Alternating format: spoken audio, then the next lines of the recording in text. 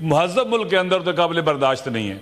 ना इसका कानून इजाज़त देता है, ना आइन देता है, ना दीन इजाज़त देता है, ना इंसानी वैल्यूज़ और अक़दार इजाज़त देती हैं कि आप उठाएं, लोगों को मिसिंग करें।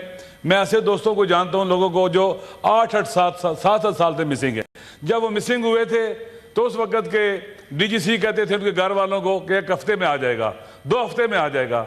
वो 1 हफ्ता, 2 हफ्ता, 4 हफ्ते, अब कई साल में बदल गए हैं। जो बच्चे उनके 4-4 क्लास में पढ़ते थे वो मैट्रिक कर चुके हैं और उनकी माँ इंतज़ार करते करते मर चुकी हैं। और ये मिसिंग पर्सन का मसला इंतहाई अलमिया जुल्म है। इस हाल के अंदर मैंने जो कल से सुना है, हर एक को तशनाए अदालत पाया है।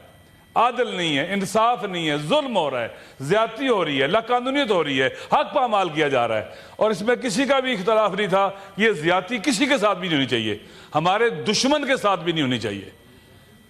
किसी का भी हक पामाल नहीं होना चाहिए, हमारे दुश्मन का भी हक पामाल नहीं होना चाहिए। अगर हम इस नुक्ते पर आ जाएं कि आदल और इंसाफ रूल ऑफ लॉ के बगैर मुमकिन ही नहीं है, रूल ऑफ लॉ नहीं होगा तो आदल और इंसाफ कभी नहीं हो सकता। आए रूल ऑफ लॉ की तरफ चले, इस मुल्क को कानून की अमलदारी दें, आइन की सरबलंदी हुक्मरानी दें। अगर आइन पर अमल हो, कानून पर अमल हो, ये दुख दर्द जो हम यहाँ अपने लेके बैठे हुए हैं, इनका मौका नहीं आएगा हम अपने अवाम के तर्जुमान बनेंगे। एक दोस्त ने कहा, बुजुर्ग ने कहा कि 25 करोड़ अवाम के यहाँ पर हम नुमाइंदे मौजूद हैं।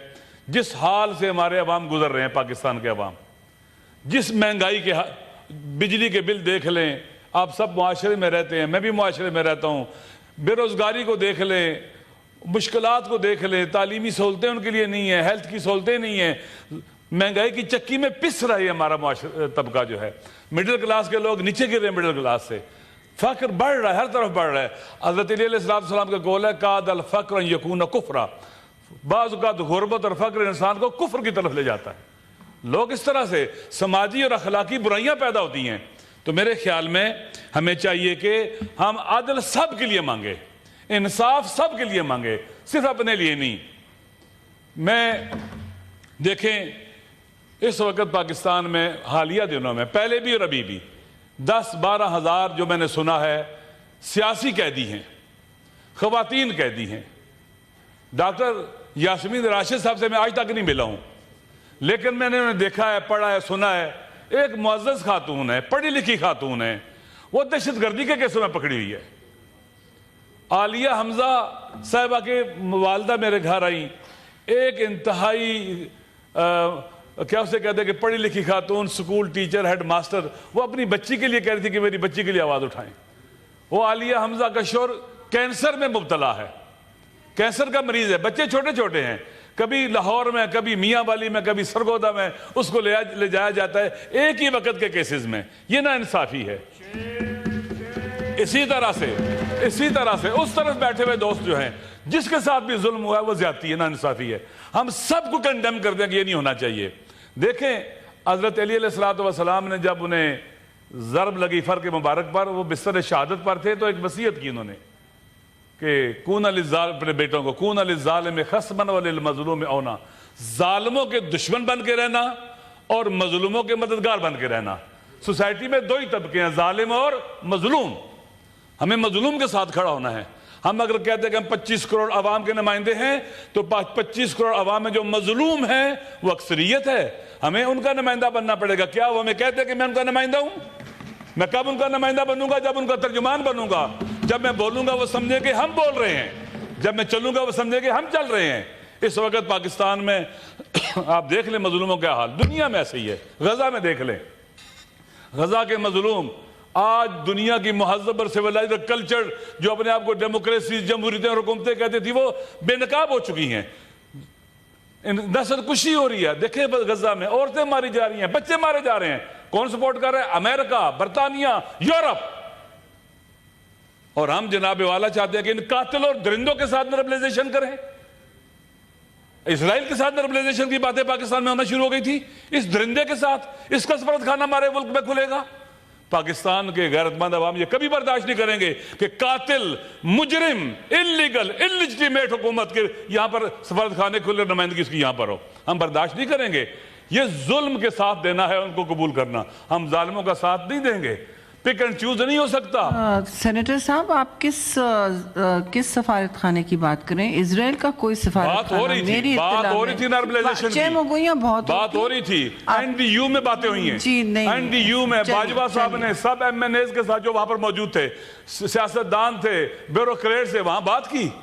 लिहाजा बहरहाल मुझे खुशी है कि आप कह रही हैं कि यहाँ पर कोई भी नॉर्मलाइजेशन की तरफ मेरी इत्तला में ऐसा और हमारा कुछ नहीं। सेनेट उसके मुकाबले में खड़ा हो जाएगा इंशाल्लाह। जी इंशाल्लाह। इसी तरह से वजीर इस वक्त बैठे, वो इसी तरह से आप वाइंड अप करें तो वजाहत करेंगे। जी मैं खत्म करता हूँ इंशाल्लाह।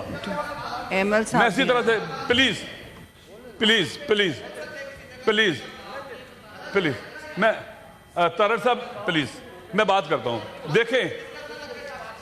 देखें प्लीज मुझे बात करने दें।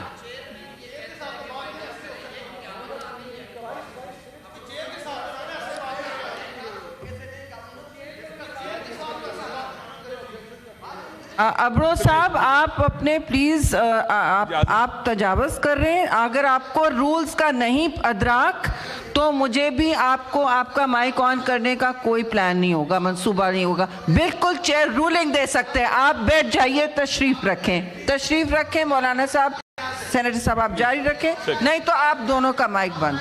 थैंक यू जी। आपको रूल्स का नहीं पता तो आप तशरीफ ले जाइए। मेरी गुजारिश है कि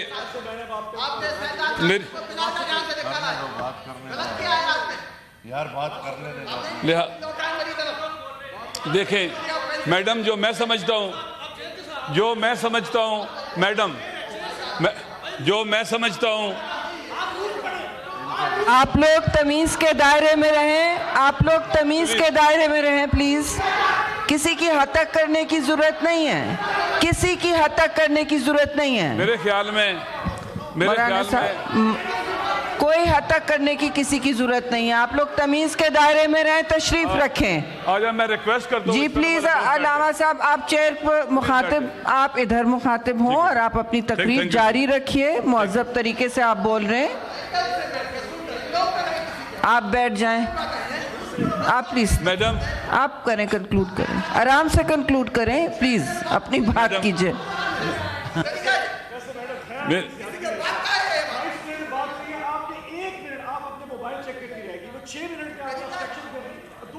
मैंने उनसे कहा है आप आराम से बात कीजिए, आप तशरीफ रखिए, हौसला करें ऑन साहब, उनको बात करने दें, उनका टाइम मत दें। जी मौलाना साहब, सेनेटर साहब आप जारी रखें। बिल्कुल मेरा हक है, मैं उनसे पूछूं कि सफारत खाना खुल रहा है कि नहीं। जी ठीक है।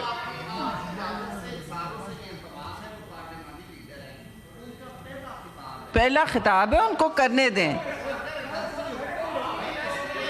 मैंने बिल्कुल नहीं रोका है उनको। आप प्लीज जारी रखें, उनका खिताब मत खराब करें। मैंने उनके हक में बोला था कि उनको वजाहत की जरूरत है। आप प्लीज अलामा साहब प्लीज कैरी ऑन। प्लीज मेरी बात अपने स्पीकर्स को तंग कर रहे हैं। जी आप चलिए, आप मेहरबानी करें मेरी बात। आप अपने इत्मीनान से बोलिए। जी देखें, आदल जो है, आदल का नफाज यानी कानून की हुक्मरानी उस वक्त होगा जब आदल जो है हम उससे इश्क करेंगे। मौला अली अलैहिस्सलाम के पास एक रात वो कहते हैं शख्स आया, तो मैंने कहा ये क्या लेके आओ मेरे लिए तुम? हदिया है, अतिया है, क्या है ये? ज़कात है, सदका है जो हम पर हराम है? उसने कहा ये आपके लिए हदिया है। तो मैंने कहा तुझ पर रोने वालियां रोएं। यूं लगा मुझे ये सांप का कहते हैं कि जहर है, ये सांप की कह है। तो मैंने उसे कहा वल्लाहि लओतीतुल अकालीम सबअता बिमा तहता फला क्या, अगर मुझे सारी कायनात दे दी जाए अन असलबा जिल्ब शईरत मिन फमिन नमलतिन, कह ली तूने छोटा सा जुल्म करना है कि चींटी के मुंह से जौ का छिलका छीनना है, वल्लाहि मा फालतू, मैं कभी नहीं चींटी पर भी जुल्म नहीं करूंगा। वो चींटी जो पांव तले आके रौंद दी जाती है, कोई उसका एहसास नहीं करता। आदल उस वक्त आएगा इस मुल्क के अंदर, रूल ऑफ लॉ उस वक्त आएगा जब आदल मुकद्दस होगा, रूल ऑफ लॉ भी मुकद्दस होगा। मेरे उस्ताद अल्लामा मोहम्मद तकी जाफरी कुद्दस सिरो फरमाते थे कि जब कोई ड्राइवर ड्राइव करते हुए ट्रैफिक की रेड लाइट क्रॉस करे तो चेक करो अंधा है या पागल है। इसने कानून को इतना घटिया और पस्त क्यों समझा है कि पांव तले रौंदा है इसने? आप देखें कि क्या हम सारे के सारे रूल ऑफ लॉ पर अमल करते हैं, ईमान रखते हैं, बावर रखते हैं। ईमान रखना और है और उस पर अमल करना और है। हम ईमान रखते हैं कि अल्लाह है कि उसने पर नमाज फर्ज की, हम नमाज नहीं पढ़ते। हम ईमान रखते हैं कि अल्लाह ने झूठ को गलत कहा, लेकिन उसके बावजूद हम झूठ बोल जाते हैं। क्या जहां हमारा ईमान है, रूल ऑफ लॉ के ऊपर बावर है, यकीन है, खुदा भी कहता है, दीन कहता है, कानून कहता है, आइन कहता है कि लॉ ऑफ लैंड, जो पार्लियामेंट हमारी जो कानून पास करती है अवाम में हक में, उस पर अमल करना ऐसे ही फर्ज है जैसे नमाज पढ़ना फर्ज है। मैं कभी भी अगर ड्राइवर ट्रैफिक की रेड लाइन क्रॉस करूंगा, रेड लाइट क्रॉस करूंगा, मैं राजा नासिर, मैं फासिक को फाजिर हूं, गुनाहगार हूं, मैं नमाज नहीं पढ़ा सकता। कानूनी मुजरिम तो हूं ही, खुदा का भी मुजरिम हूं। तो रूल ऑफ लॉ कहां है हमारे मुल्क के अंदर? आप सारा दिन देखती हैं। क्या पुलिस वाला जब पकड़ता है किसी को, पकड़ना हक है उसका, जब उसमें मुंह को थप्पड़ मार रहा होता है तो रूल ऑफ लॉ वहां होता है? एक इंसान की तहकीर और तौहीन, जिसे अल्लाह ने कहा लक़द कररमना बनी आदम, मैंने इंसान को करामत दे के खल किया है, जालिम तरीन इंसान के मुंह पर भी थप्पड़ नहीं मारा जा सकता। ये रूल ऑफ लॉ नहीं है, लॉ को अपने पांव तले पामाल किया गया है। इस वक्त इस मुल्क की जो सबसे बड़ी बीमारी है और रूल ऑफ लॉ का ना होना है, आइन पर अमल ना होना है। मैं चंद दिन पहले मैं चमन गया था, चमन बॉर्डर पर गया था। मैंने देखा वहां हजारों लोग धरने में बैठे हुए हैं, मजलूम हैं, उनकी आवाज कोई नहीं सुन रहा। कहते क्या है कि कुछ लोग इधर रहते हैं, बॉर्डर से जमीनें उधर हैं, इनका आना जाना था, रोजगार भी लगा हुआ था। उन्हें कहा गया पासपोर्ट बनवाओ और वीजे लगवा के आओ जाओ। हालांकि मैंने सुना कि ईरान के साथ जो पाकिस्तान बॉर्डर है, वहां पर एक ट्रेवल लेटर मिलता है या कोई इस तरह की चीज मिलती है जिस पर वो आते जाते हैं। तो क्या ये हजारों लोग वहां पर बैठे हुए हैं कई महीनों से, गर्मी में सर्दी में, उनकी आवाज क्यों नहीं सुनी जाती है? रूल ऑफ लॉ है, कोई सुन रहा है उनकी बात? और लॉ किस लिए होता है? स्मूथ मूव करने के लिए, हर्डल खड़े करने के लिए नहीं लॉ बनाया जाता, कानून नहीं बनाया जाता। वो लॉ चलता ही नहीं है। इसीलिए कानून शिकने भी पैदा होती हैं कि जब आप ऐसा लॉ बनाते हैं जो अफराद को देखकर, चंद लोगों को देखकर बनाते हैं, तो वो लॉ कानून आगे नहीं बढ़ता है। इसलिए मेरी गुजारिश है कि अगर हम चाहते हैं कि पाकिस्तान में अमन आए, आदल आए, इंसाफ आए, किसी को ना कोई जज तकलीफ दे सके, ना कोई सिपाही, ना कोई क्या हो सके, जिसके पास भी इख्तियार है। देखिए पावर का मिसयूज कहां से पैदा होता है। मैडम, मैंने जो पढ़ा है, मुताला किया है, मैं आईआर का भी स्टूडेंट हूं, पॉलिटिकल साइंस का भी स्टूडेंट हूं, मैं खुद फलसफे का उस्ताद भी हूं, मैं फिक का भी उस्ताद हूं, पढ़ाता रहा हूं। जब पावर पॉलिटिक्स तमाम बुराइयों की जड़ है। सियासत की तारीफ क्या करते हैं आप कि इक्तदार के उसूल की खातिर जो सही और तलाश की जाती है उसे सियासत कहते हैं आप लोग। इक्तदार के उसूल की खातिर जब इक्तदार हदफ बन जाता है, मकसद बन जाता है, यहीं से फसाद पैदा होता है।